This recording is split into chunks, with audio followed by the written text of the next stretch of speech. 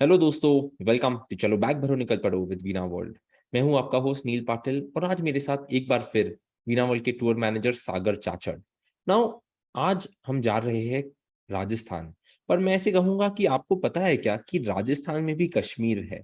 तो what is Kashmir and Rajasthan, ये आज हमें सागर बताएंगे। सो सागर, मैंने सुना है कि आपने भी ये जगह विजिट की है जहाँ पे हम कह सकते हैं कि Kashmir is actually in Rajasthan. तो ये exactly what does Kashmir in Rajasthan mean? Neel, ये सवाल जो है जो आपके मन में है और हमारे दर्शकों के मन में भी ये सवाल रहेगा कि अरे राजस्थान में हम कश्मीर देखने वाले हैं। यही ऐसा क्वेश्चन मार्क हमारे टूर पर जो है गेस्ट के चेहरे पर भी रहता है जब हम उनको बताते हैं कि अरे आपने तो राजस्थान की टूर बुक की है, पर आप जो है आज राजस्थान की टूर में आप राजस्थान स्टेट में कश्मीर जो है उसका लुत्फ उठाने वाले हैं। तो ये कहानी ऐसी है कि कश्मीर आपको कहाँ दिखेगा, राजस्थान में कश्मीर कैसे दिखेगा। तो किशनगढ़ कर कर एक टाउन है, वहां पर एक सिटी है राजस्थान में, और उसी जो सिटी में है एक छोटा सा कोना है जहां पर ओवरऑल राजस्थान से तो आप और हमारे दर्शक भी जानते होंगे कि राजस्थान स्टोन्स के लिए बहुत फेमस है, मार्बल्स के लिए बहुत फेमस है। जैसे कोटा कोटा स्टोन या कोटा मार्बल जैसे नाम आता है, ग्रेनाइट्स बहुत सारे हैं। तो वहां पर एक ऐसी जगह है जहां पर इस सारे स्टोन्स का और मार्बल्स का जो है, जो बहुत सारे प्रकार के मार्बल्स होते हैं या स्टोन्स होते हैं, उनकी कटिंग की जाती है। सो कोटा और ये सारे जहाँ जो रीजन है राजस्थान के जहाँ मार्बल्स मिलते हैं या स्टोन्स मिलते हैं, वहां से ये ट्रांसपोर्ट कर कर जो है इस जगह पर लागे जाते हैं किशनगढ़ के।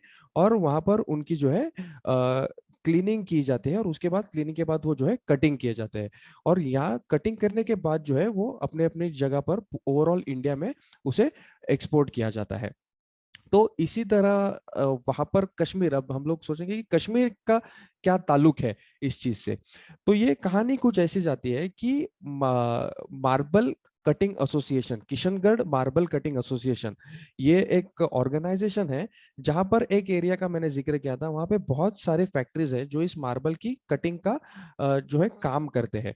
तो बहुत सालों पहले ऐसे हुआ था कि जब कटिंग आप करते हो मार्बल की, जब कटिंग करते हैं तो उसका डस्ट निकलता है, एक सफेद कलर का डस्ट या कोई भी कलर का, जिस कलर का वो ग्रेनाइट या स्टोन होगा उस कलर का वो जो है डस्ट निकलता है।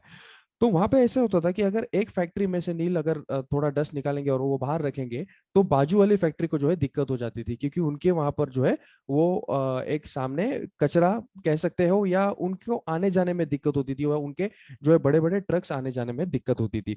तो अगर बाजू में रखेंगे, यहाँ रखेंगे, वहां रखेंगे, तो ये बहुत सारा मसला खड़ा हो रहा था। तो उस एसोसिएशन ने एक डिसीजन लिया कि हम लोग लैंड खरीदेंगे, और सारा जो एसोसिएशन का सारा जितने भी वहां पर फैक्ट्रीज है उनका जो वहां पर डस्ट निकलेगा वो हम लोग उस या लैंड में जो है वो डंप करेंगे। तो इस तरह से उन्होंने जो है कचरा इकट्ठा करना, वो 100 इकट्ठा करना शुरू किया, और उन्होंने वहां पर उस लैंड में डालना शुरू किया।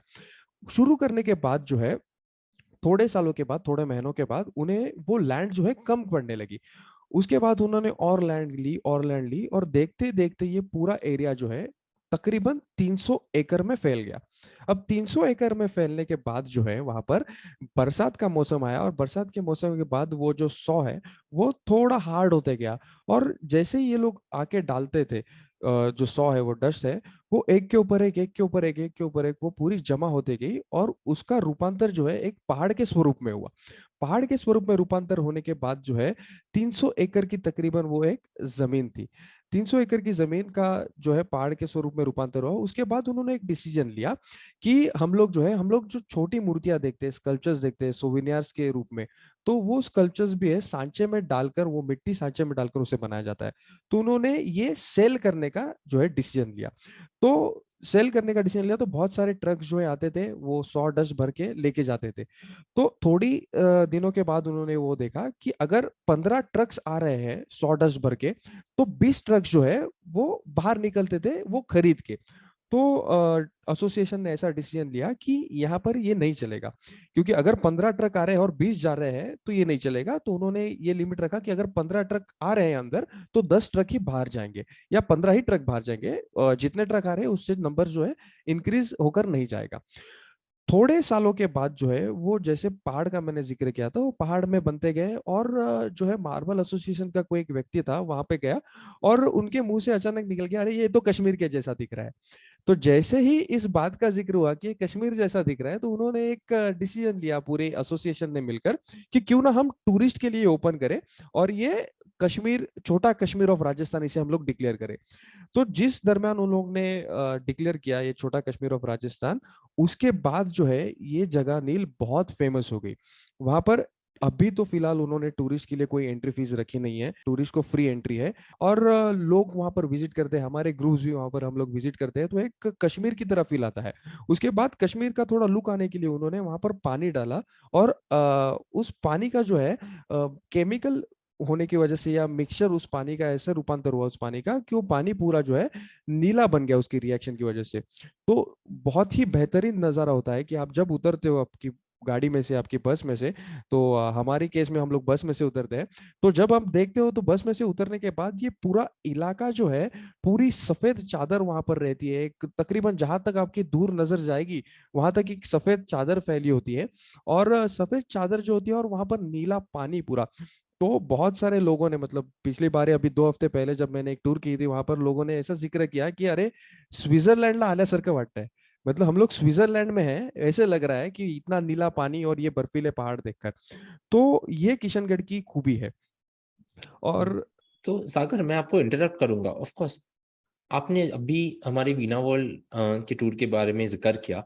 तो जब भी हम जाते हैं या ऑफ कोर्स आप वहाँ फोटोज क्लिक करने जाते हो, तो क्या ऐसे एक प्लेटफॉर्म उन्होंने बनाया है या एक ऐसे पार्क है जहाँ पे आप किधर भी चल सकते हो, या ऐसे कोई फोटो स्पॉट्स है? क्योंकि सी, जब हम वीनावल के टूर मैनेजर के साथ होते हैं तो वीनावल के टूर मैनेजर को पता है, राइट, कि एग्जैक्टली आपको फोटो कहाँ से खींचना चाहिए, आपका बैकड्रॉप कैसे होना चाहिए। और या जैसे आपने अभी हमें स्टोरी बताई किशनगढ़ की, कि एग्जैक्टली ये Kishangarh dump yard tourist attraction में कैसे कन्वर्ट हुआ।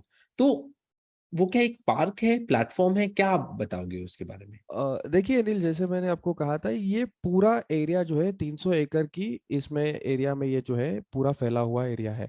वहां पर ये डंपिंग ग्राउंड ही है, डंपिंग यार्ड है। फोटोज के लिए जो है वहां पर उन्होंने कुछ स्पेसिफिक जगह पर जो है पानी डाला है और वो पानी रिएक्शन की वजह से जो है नीला पूरा टर्न हो चुका है।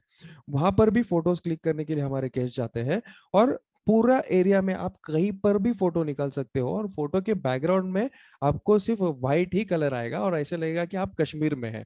तो वहां पर जो है ये ओपन होने के बाद, टूरिस्ट को ओपन होने के बाद, ये पहले जो है वहां पर इतना फेमस नहीं था। जैसे जैसे टूरिस्ट आते गए, तो नील आपको मैं ये बताना चाहूंगा कि यहाँ पे जो है प्री वेडिंग शूट्स जो आजकल ट्रेंड में चल रहा है, या इंस्टाग्राम रील्स जो है, वो यस। वहां पर बनाने के लिए लोग आते हैं, प्री वेडिंग शूट्स करने के लिए लोग आते हैं। और इतना ही नहीं, इसके आगे जाके जो है म्यूजिक एल्बम्स जो होते हैं, म्यूजिक एल्बम्स भी वहां पर बनना अभी किशनगढ़ डंपिंग यार्ड में शुरू हो चुका है Neel. Great, of course Sagar, I think ये जो आपने स्टोरी बताई, क्योंकि बहुत बार हम इंस्टाग्राम पे फोटोज देखते हैं और ऐसे लगता है कि अरे ये तो कितना नेचुरल है, या ये तो कितना ब्यूटीफुल डेस्टिनेशन है। बट बहुत बार जो डेस्टिनेशन है उसके पीछे की जो स्टोरी पता चलती है, तब हम उसे ज्यादा इंपॉर्टेंस दे सकते हैं, ज्यादा अच्छी तरह से एंजॉय कर सकते हैं। So Sagar, thank you so much for coming on चलो बैग भरो निकल पड़ो। दोस्तों, अगर आपको किशनगढ़ के फोटोज देखने हैं, ऑफ कोर्स आप इंस्टाग्राम पे देख सकते हो, फेसबुक पे देख सकते हो, और बहुत सारे सोशल मीडिया एप्लीकेशन पे तो देख ही सकते हो। पर आप वीणा वर्ल्ड के गेस्ट के फोटोज वीणा वर्ल्ड के वेबसाइट पर देख सकते हो, या वीणा वर्ल्ड का जो रिव्यूज पेज है, फीडबैक पेज है, जहां पर हमारे गेस्ट जब भी टूर से वापस आते हैं और हमें जो फोटोज भेजते हैं वो उस पेज पर जाते हैं, तो किशनगढ़ के इतने सारे फोटोज आते हैं। आई थिंक सागर, ऐसा कह सकते हैं ना कि जो हमारी राजस्थान की टूर होती है उसमें से सबसे ज्यादा फोटोज ऑफ कोर्स फोर्ट्स के रहते हैं, कासल्स के रहते हैं, पैलेसेस के रहते हैं, पर किशनगढ़ के भी ऑल्सो रहते हैं, राइट? जी बिल्कुल। Exactly. Perfect, thank you so much Sagar, बहुत अच्छा लगा आपसे किशनगढ़ की कहानी सुन के। एंड ऐसे कह सकते हैं कि Kashmir in Rajasthan is actually a reality. Thank you so much for tuning in to चलो बैग भरो निकल पड़ो। This is both of us, Sagar and Neel, saying goodbye. हम मिलेंगे अगली बार with another interesting travel destination just for you. जैसे हम हमेशा कहते हैं वीनावल में, चलो बैग भरो निकल पड़ो। सी यू।